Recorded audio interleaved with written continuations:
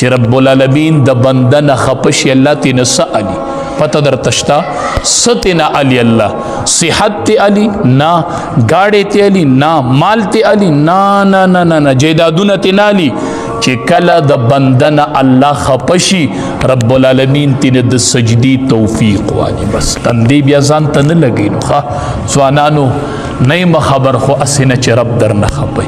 چې سلويخ سجدو نه تاسو هر شپه محروم کیږئ رب ته وجاړه رب ته چغي وخربه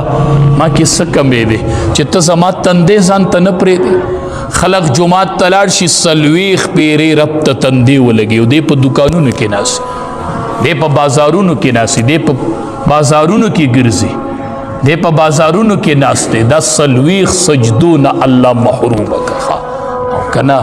ډیر خیال کوي ډیر حدیث مبارک کې راځي دی روزه کې 5 سيزونه دي چې دا براته بیا نه بیلاویږي ها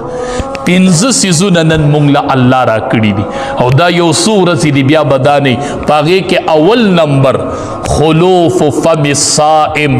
اطيب عند الله من ريح المسك چې کله روزدار روزه اونیسی مایده خالی شي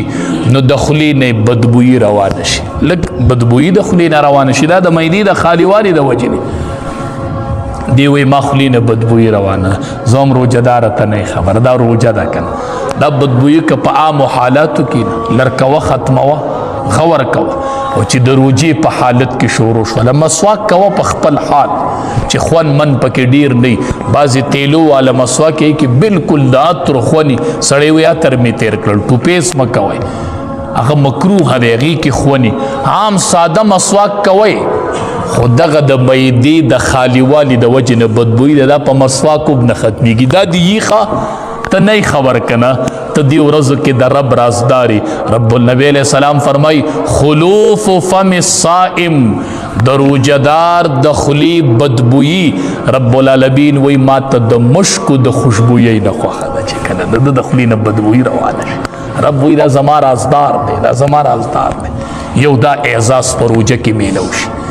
دویم اعزاز سم ملاویږي وتستغفر لهم الملائکه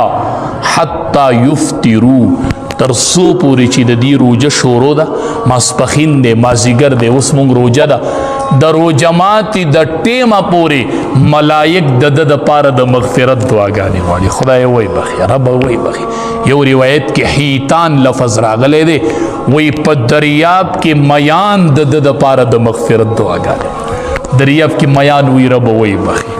ته وای ما خو چرته د مې نه وانه ورېدو چې رب